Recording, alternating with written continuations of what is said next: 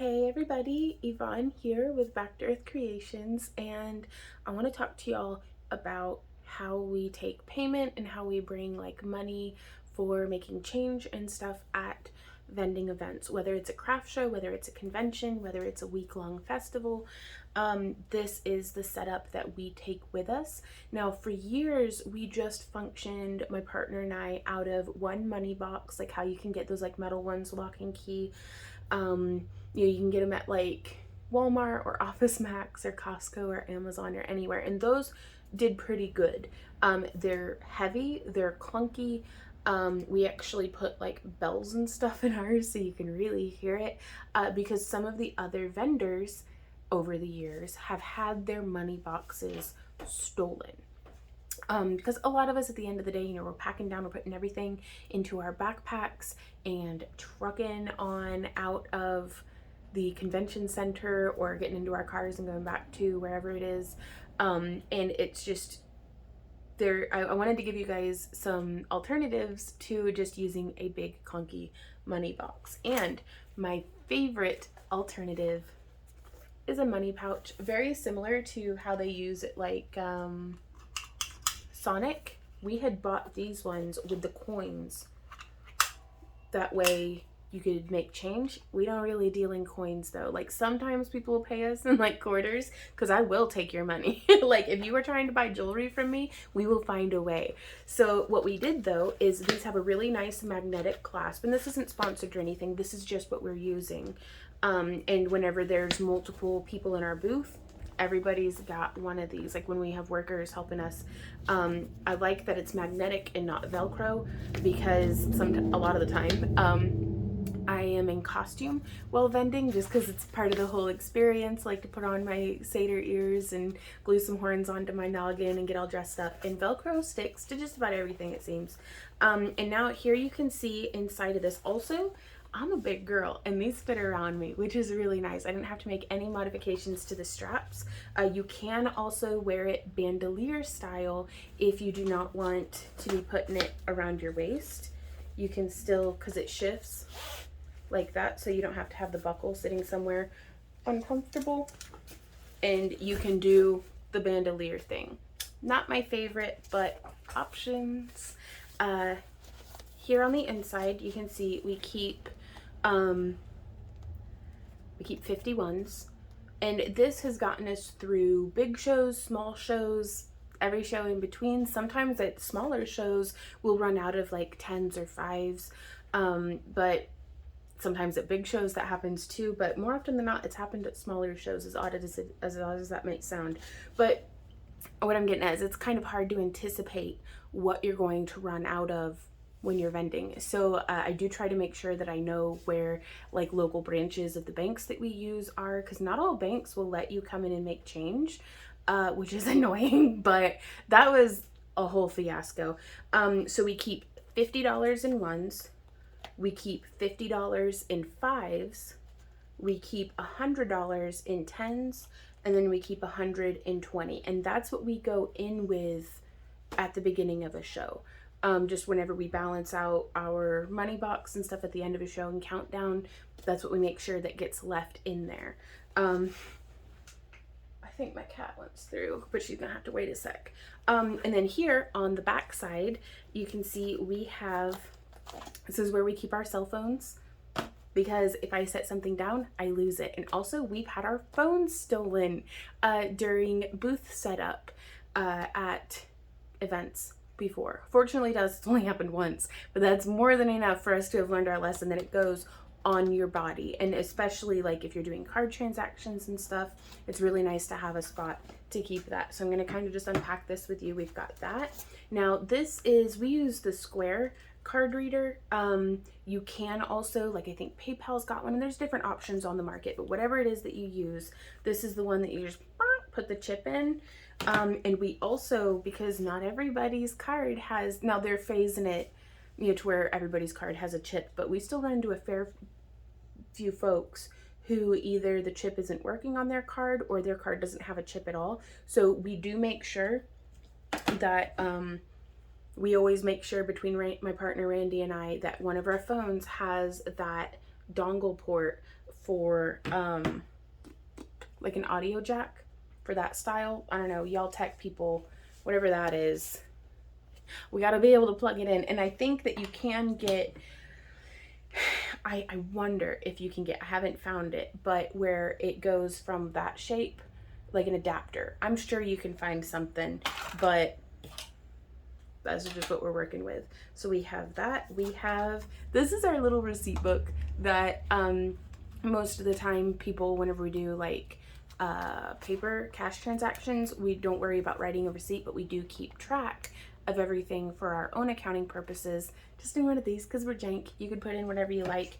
They even have little receipt books if you do want to write up an actual receipt for each and every transaction. And then everybody gets a pen and some scissors because we use shark skin tags for on our inventory, and you can't just pull that stuff off, which is great for keeping, you know, people who aren't honest from being like, no, you sold this to me, so it doesn't have the tag on. It's like, take scissors. So that's what we keep in there. Also,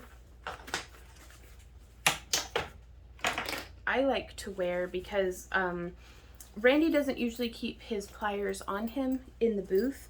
I do, because I'm always resizing rings, making ear cuffs, adjusting ear cuffs. So there's different tools that I keep on my person at all times. And I use this fancy. It's like a bartender apron, like for waitressing and bartending. So it's got like a million pockets, which are perfect for just slipping some pliers into. Boop. See how that fits? It's perfect. It's got a zippered pouch for if my money thing's starting to get full and I can't get to the money box, I put it in there. I also keep like you can put extra pens, business cards, because we do have little business card holders. And we keep business cards. We bring like just a bunch of them. But I keep business cards in the bag too. That way, just anything that I feel like I treat it like I'm an NPC, a non-playable character. And whenever people come up and they touch things in the booth or they are looking at certain things, it triggers my NPC dialogue. And so I'll be like, all of our earrings have surgical steel ear wires, like do my little spiels for whenever they're interacting with stuff.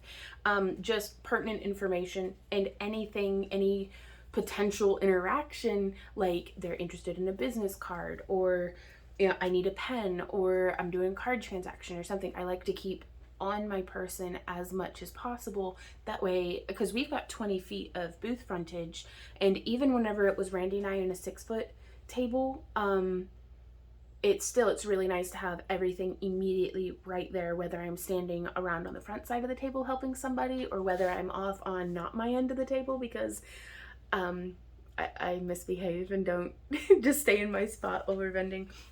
Because Randy, like, we usually have a spot that Randy takes care of, a spot that our helper takes care of, and then a spot that I take care of. That way the helper can kind of pick up the slack of if Randy's busy or if I'm busy, they can still be greeting people. And if we have multiple helpers, they both go in the middle, and that way, you know, they can still both kind of just shadow either Randy or I. Now this that I'm waving around, this is a power brick, like a battery pack. Please tear the film apart. Oh, I never took that off. Well, these are so nice because like we actually have 3 of them because 3 of them will get both of our phones through a 3-day vending event without any additional electricity. We keep it powered up. You can charge 3 things at once. It takes either a mini USB or a, what are those, C type? I don't know, that one. So, but I'll put this in my apron as well, and we've got like a little, like, you know, less than a foot long charger that I can just plug in and have my phone charging again on my body, because sometimes we'll be vending, and even if we have a booth that has electrical hookup, I don't necessarily want to leave my phone somewhere charging. So what we'll do is we'll swap out one of these power blocks and get it charging, and then keep it on our person. And it's heavy, I'm not gonna lie to you, but I've taken these backpacking with me. They get me through everything. We did a week-long festival, and you can charge these up at like if there's like a gazebo with a power port or something, like you can charge them up and then take them back to your booth. So it's really nice to have the luxury of options whenever you're vending, because so much can be outside of our control, that the more things that we can have, like, you know, plan for the worst case scenario, that yeah, I paid for electricity,